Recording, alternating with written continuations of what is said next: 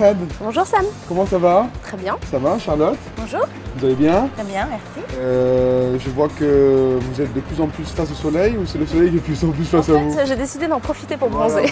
vous avez bien raison, vous avez bien raison. Je veux toujours en faire autant, mais vous voyez, on n'a pas tous les mêmes privilèges, hein, apparemment. Qu'est-ce que vous nous réservez encore cette semaine? Donc, on va parler aujourd'hui du nom de domaine boxoffice.fr. Très bien. Alors, on a un titulaire qui dispose d'une marque Box Office et d'un nom de domaine box-office.fr.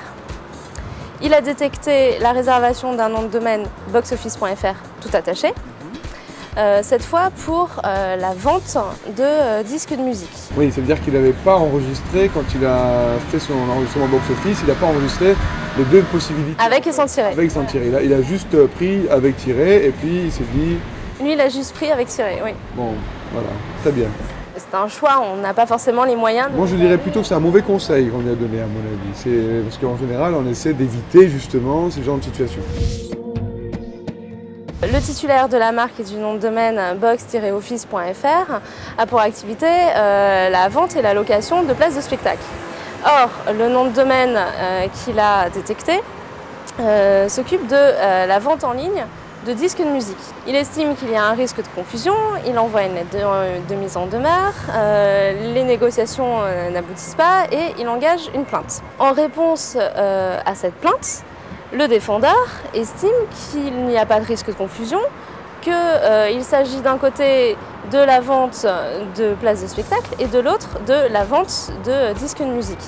En plus, il explique qu'il a procédé à des vérifications et qui lui ont permis de détecter la marque du demandeur, mais également d'autres noms de domaine, d'autres marques. Donc il estimait qu'au regard des produits et services, il n'y avait pas de risque de confusion. Il explique ça pour vraiment prouver sa bonne foi en fait, qu'il en avait parfaitement connaissance, mais qu'il n'y avait pas de risque de confusion entre ses produits et services.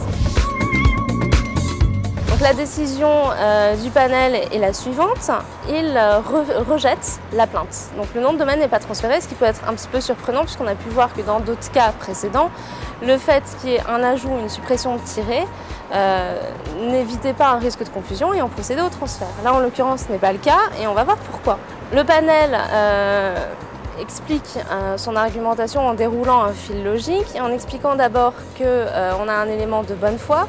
Le titulaire du nom de domaine boxoffice.fr a procédé à des vérifications, d'une part. D'autre part, le terme box office est relativement générique dans le domaine d'activité en cause. Et donc on ne peut pas bloquer tous les opérateurs de ce secteur d'activité en interdisant d'utiliser le terme box office. Et il apprécie ensuite les produits et services en cause. Donc il l'apprécie en vertu du principe de spécialité des marques, c'est-à-dire qu'on apprécie les produits et services en fonction des produits et services visés dans l'enregistrement de la marque. C'est-à-dire que la protection de la marque est délimitée par ce qu'on appelle les classes et les listes de produits et services visés. On peut aller au-delà de ce principe de spécialité lorsque la marque a une notoriété certaine. Là, en l'occurrence, l'OMPI, au regard des éléments qu'il avait, n'a pas pu déterminer que la marque pouvait bénéficier de cette notoriété. Donc, il s'est cantonné aux produits et services qu'il avait en présence. Et il a estimé qu'il n'y avait pas de risque de confusion entre les deux. Donc, à partir de là, l'intérêt légitime a été vite dégagé. En fait, le titulaire de ce nom de domaine avait tout à fait la possibilité d'utiliser le terme box-office puisqu'il s'agissait de la vente des CD, CD qui font eux-mêmes l'objet de classement au box-office. Donc il était tout à fait légitime.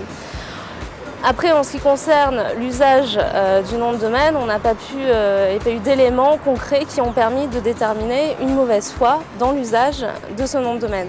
Donc le panel a estimé qu'il n'y avait pas d'atteinte portée au droit du titulaire de la marque.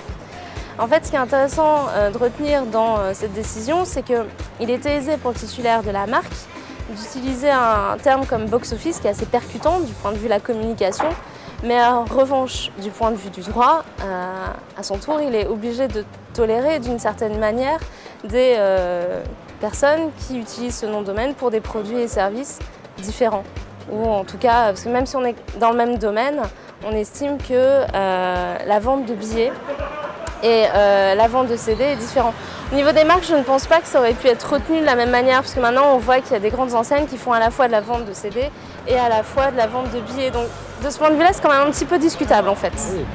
Oh, et puis le terme box-office est assez générique quand même, c'est un terme assez générique. Je pense que c'est ça qui a permis à l'office de trancher de cette manière. Tout à fait, parfait. Merci beaucoup. Merci. À la semaine prochaine. Oui.